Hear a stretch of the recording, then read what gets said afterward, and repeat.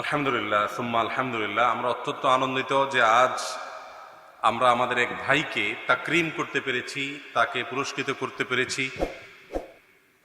অনেক উলামা ইকরামের উপস্থিতি আমার ডানে আছেন শেখ আব্দুল মালিক আল মাদানী হাফিজাহুল্লাহ, তার পাশেই আছেন মাওলানা রুহুল আমিন সাদি, বিশিষ্ট লেখক এবং গবেষক।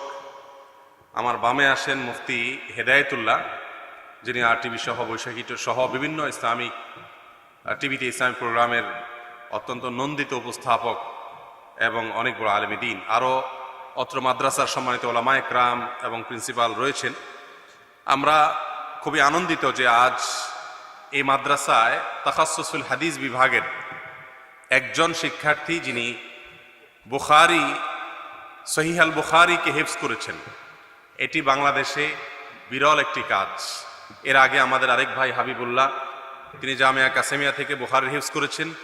আজ আমরা ঢাকার পূর্বাঞ্চলে অবস্থিত মার্কাজুস সুনান মাদ্রাসার এই স্পেশাল বিভাগের শিক্ষার্থী ভাই, তাকে দেখেছি তিনি হিফজুল বুখারী সম্পন্ন করেছেন, বুখারী শরীফের হাফেজ হয়েছেন।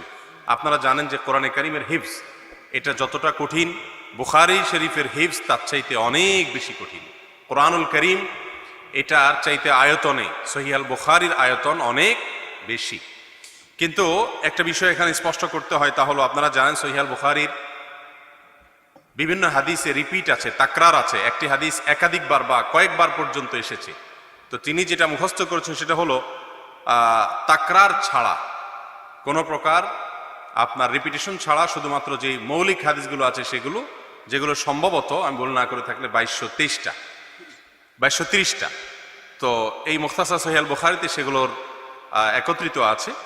তো আমি আরও জানতে পেরেছি যে তিনি মাত্র হিফজ সম্পন্ন করেছেন, এরপর তাকে রিভিশন দিতে হবে। রিভিশন দিয়ে ইনশাআল্লাহ চূড়ান্ত পর্যায়ে এসে আল্লাহর রহমতে তিনি আমাদের সামনে অনর্গলভাবে গোটা কিতাবের যে কোনো জায়গা থেকে হিফজুল হাদিস থেকে তিনি শোনাবেন। তো তারপরও আমি আজকের অনুষ্ঠান উপলক্ষে তার কাছ থেকে কিছু হাদিস শুনতে চাইব, অন্তত বিশেষ কিছু কিছু অধ্যায়ের। যেমন আমি শুনতে চাইব যে কিতাবুস সলাহ থেকে একটা হাদিস আপনি একটু আমাদেরকে শুনান দিন, এবং সেটা কোন বাবের বলবেন। জি,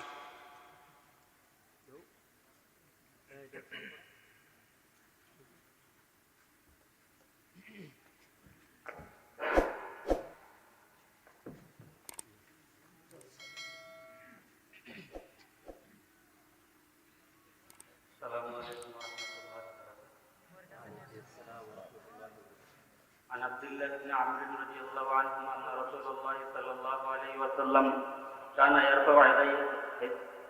يرفع يديه حذو منكبيه إذا افتتح الصلاة وإذا كبر للركوع وإذا رفع رأسه من الركوع رفعهما كذلك أيضا، وقال سمع الله لمن حمد ربنا ولك الحمد، وكان لا يفعل ذلك في السجود.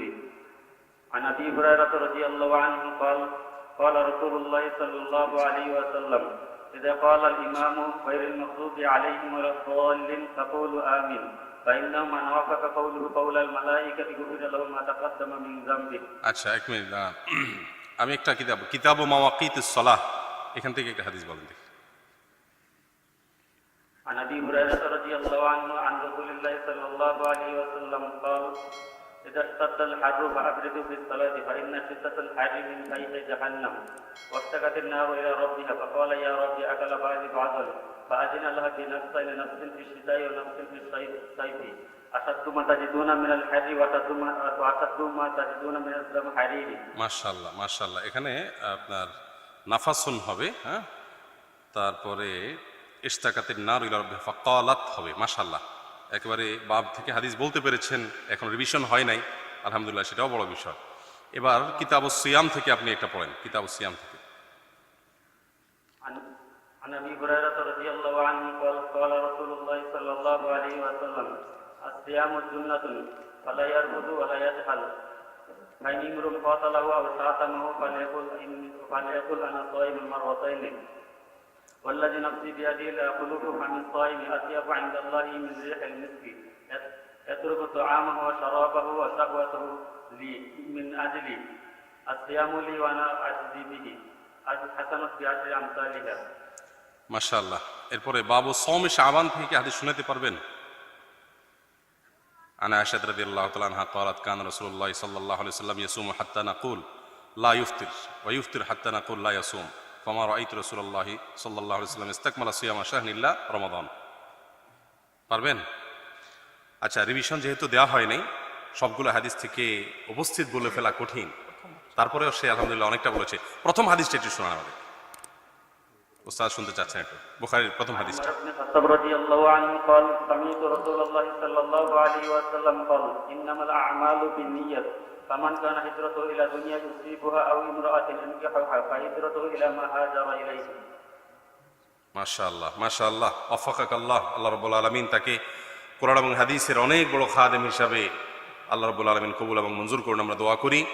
এবং সে যে শুরু করেছে রিভিশন শেষ করে শুধুমাত্র মুখতাসার বুখারী না, পুরো বুখারীর এবং তাকরার সহ সমস্ত হাদিসের হাফেজ, শুধুমাত্র হাদিসের মতনের হাফেজ না, আল্লাহ রাব্বুল আলামিন তরজমা এবং এর ব্যাখ্যা সহকারে আল্লাহ রাব্বুল আলামিন তাকে তার ভেতরে রপ্ত করার তৌফিক এনায়েত করুন, আমরা বলি আমিন।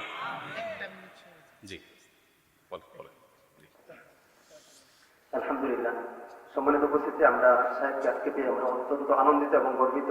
সাহেবের মাধ্যমে আমাদের এই ছেলে আজকে সেই ল্যাপটপ গ্রহণ করেছে এবং বুখারী মুখস্থ করার ব্যাপারটি আমরা সাহেবের মাধ্যমে সংবর্ধনা এবং সম্মাননা দেওয়া হয়েছে।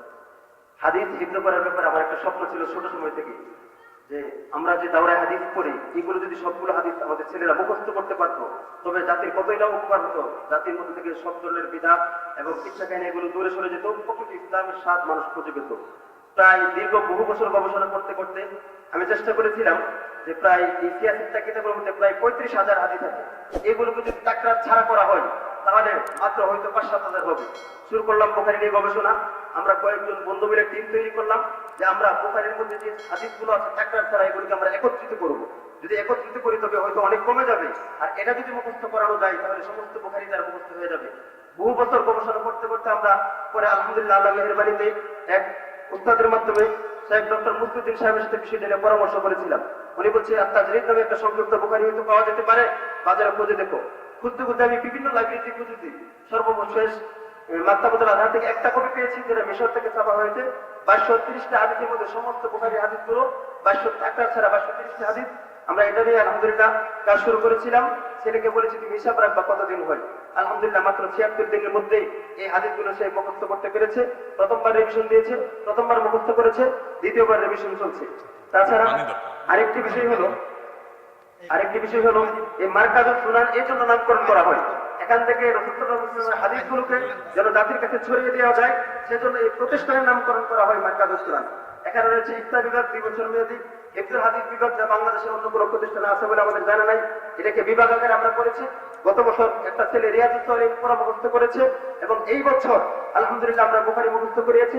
সামনে আমাদের ইচ্ছা এই ছেলেটাকে কুতুবে সিত্তা হিফজ করাবো। সকলের কাছে দোয়া চাই আল্লাহ রাব্বুল আলামিন যেন তাকে হাফিজুল হাদিস হিসেবে কবুল করে, সকলে বলে আমিন। তাছাড়া সমস্ত ভাইদের জন্য, জেনারেল বা মাদ্রাসা পড়ো ভাইদের জন্য 4 বছর মেয়াদী কুল্লিয়াতুস শরিয়া নামে একটি বিভাগ চালু করা হয়েছে, যেখানে গভীর আলেম, বড় মাপের আলেম এবং দায়ী তৈরি করা হবে।